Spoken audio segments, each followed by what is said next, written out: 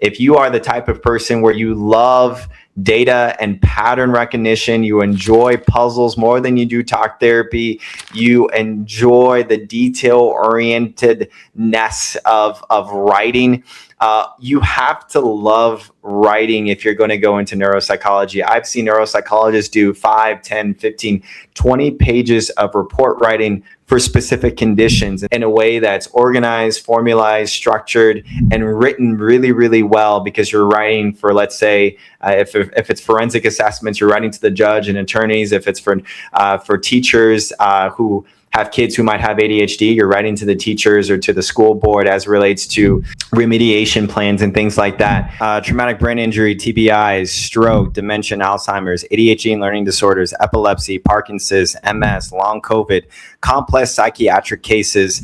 These are some of the things that neuropsychologists could do. They are doing paper and pencil tests. They're report writing. They're collaborating with other medical providers like neurologists or physicians, and they're giving people specific recommendations from a psychological and a behavior perspective to deal with some of their conditions. You are going to need a doctorate, typically a doctorate in the PhD or PsyD in clinical or neuropsychology. You are going to have to do an internship as well as postdoc fellowship work to finally get licensed and then board certified in neuropsychology. What's been really cool about with my own personal experience with neuropsychology is that neuropsychologists are not just storytellers, they're truth tellers, and they can back up that truth with either subjective or objective data. Here's my personal thoughts on the future of neuropsychology. I think the future of neuropsychology is really promising, and it's really exciting in that neuropsychology is going to pair with technology and is actually already pairing with technology in some unbelievable ways. Take, for example, VR, virtual reality-based treatments. So right now, in this moment in time, people, psychologists and clinicians are using VR-based technology for things like exposure therapy.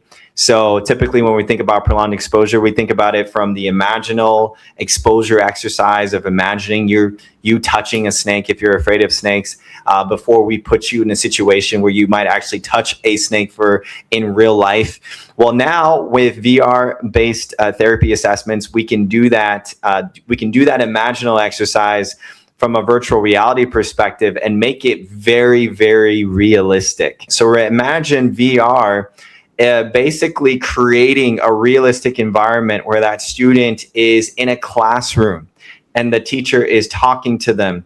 And we can basically pull things where the classmate tries to distract them or someone drops their pencil, or where we can then really fully measure cognitively. We can measure memory. We can measure executive functioning. We can measure how much this person is getting distracted from focusing on the teacher. We can look at eye movement in terms of where this person's looking and if they're distracted in all different types of places.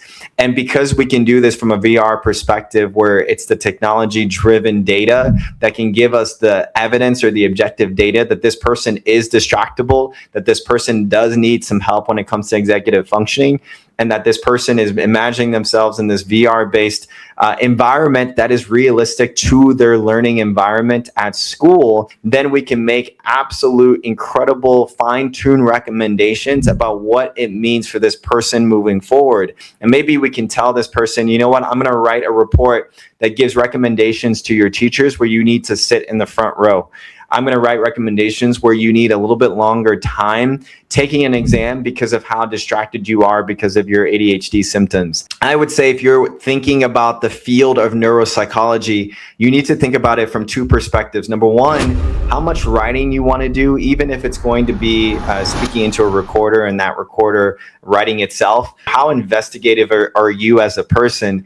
And then number two, how visionary are you going to be as a clinician when it comes to partnering or combining some of your talents and knowledge with the current technology that we have? We know that it's ever evolving, but I think as you get more acquainted and more familiar with the technology that's out there in your practicum settings, your clinical rotations, your internship, as well as your postdoc or fellowship, it's going to make you that much more of a better and proficient and competent clinician, because right now that's what some of these neuropsychologists are doing in their practice, and they are kind of leaps beyond everyone else as it relates to the care of neuropsychology and the evolution of where this field is going. So once again, my name is Dr. Phil Sarpon. I'm a psychologist. I help students to get into graduate school, to thrive in grad school, but also to be successful in their early career. And this channel is dedicated to all things psychology, wellness, and graduate school. If you're interested in getting some coaching or consultation from me about your journey into the mental health field, I would love to connect with you. Definitely just put it down in the comment section below. You can always connect with me on my website as well at philsarpon.com. And with that, I hope to see you all in the next video.